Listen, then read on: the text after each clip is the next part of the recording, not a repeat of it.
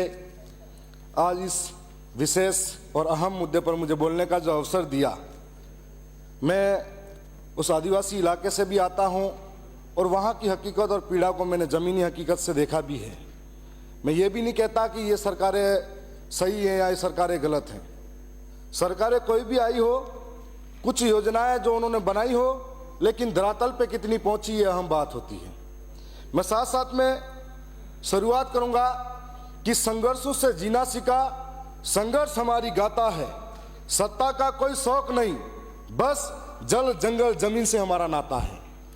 मैं बताना चाहूंगा कि आज दक्षिणी राजस्थान का आदिवासी हो या इस देश का आदिवासी हो, जो आदिवासी 5 जनवरी 2011 कैलाश बनाम महाराज सुप्रीम कोर्ट का जजमेंट कहता है इस देश का मूल मालिक आदिवासी है, लेकिन दुनिया चांद पे पहुंच गई, इतनी तरक्की हुई और आदिवासी आज भी छत तलाश रहा है। और आज हम लोग तरक्की की बात करते हैं, लेकिन आदिवासी इलाके के अंदर नेटवर्क की सुविधा नहीं है, मूलभूत सुविधाओं के अभाव में जूझ रहा है। मेरे से पहले पोखरण से आने वाले माननीय सदस्य ने कहा था कि जब वनाधिकार के अधिनियम कानून नहीं बने, उससे पहले आदिवासी इस देश का जंगलों में रहता आया है, लेकिन उससे आज विस्थापित होना पड़ता है।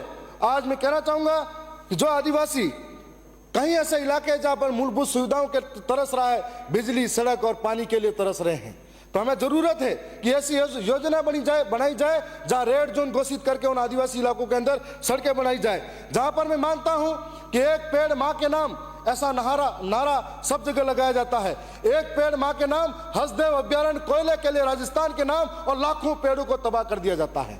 दूसरी ओर एक पेड़ मां के नाम और वेदांता ग्रुप को आज पिपलखोट और बांसवाड़ा जिले के अंदर पेड़ों को कटाई के लिए आदेश दे दिया जाता है। तो एक और दूसरी बात मैं ये भी कहना चाहूंगा कि 2 साल पहले डूंगरपुर जिले के अंदर 6 लाख पेड़ लगाए गए एक ही दिन के अंदर।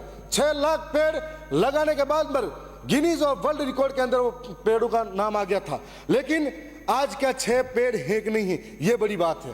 कहने की बहुत सारी बातें हैं। मैं ये कहना चाहूंगा कि आदिवासी इलाके का विकास ट्राइबल इलाके का विकास नहीं, आदिवासियों का विकास जरूरी है। यदि आदिवासियों का विकास किया जाएगा, उनके अंदर शिक्षा होगी, जल जंगल जमीन होगा, तो आप ये पर्यावरण की बात कर रहे हैं तो पर्यावरण बचेगा तो आदिवासी बचेगा, और यदि जल जंगल जमीन बचेगा तो जन जीवन बचेगा, और जन जीवन नहीं बचा तो पर्यावरण संतुलन बिगड़ेगा, तो कोरोना जैसी कई महामारियां आएगी जिसके चपेट में सारा इंसान आ जाएगा। इसलिए जल जंगल जमीन और पर्यावरण को बचाने की जरूरत है। माननीय सदस्य कह रहे थे, हमें एक बात कही जाती है कि वनवासी, हम वनवासी नहीं आदिवासी हैं। हम आदिवासी नहीं, वास्तविक और इस देश के मूल मालिक हैं। वन का मतलब जंगल में सारे जीव जंतु जानवर रहते हैं, तो हमें एक तरीके से गाली लगती है, इसलिए इसको वनवासी नहीं आदिवासी कहा जाए।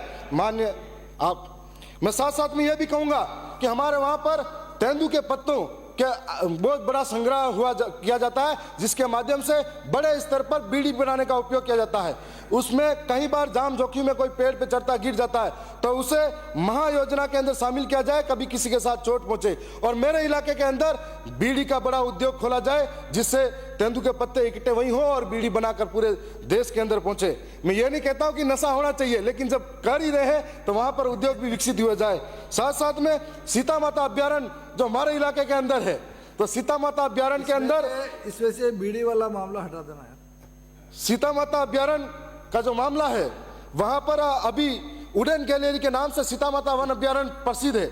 यदि सीता माता वन अभ्यारण्य प्रसिद्ध है, लेकिन आज वो जीव है ही नहीं, जंगलों में खत्म हो रहे हैं, जंगल खत्म होंगे तो सीता माता अभ्यारण्य को देखने के लिए कौन आएगा? पर्यटन स्थल तभी विकसित होंगे जब जंगल हरे भरे होंगे।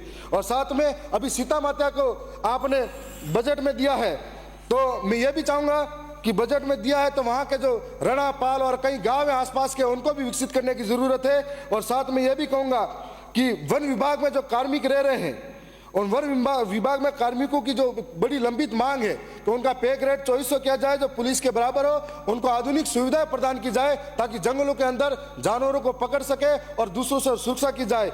और साथ में यह भी कहूंगा कि कई ऐसे कानून हैं कि हमारे यहाँ पर खनन को लेकर कई कंपनियां आई और खनन को लेकर सरकारें अभियान चलाती है, पर जब अभियान चलता है तब यह अभियान में बड़े लोग और बड़े माफिया नहीं मारे जाते, छोटे छोटे लोग मारे जाते हैं जो ट्रैक्टर ट्रॉली लेकर घूमते हैं। और ये बड़े लोग बहादुरी का डंडा जब दिखाते हैं तो गरीबों पर दिखाते हैं।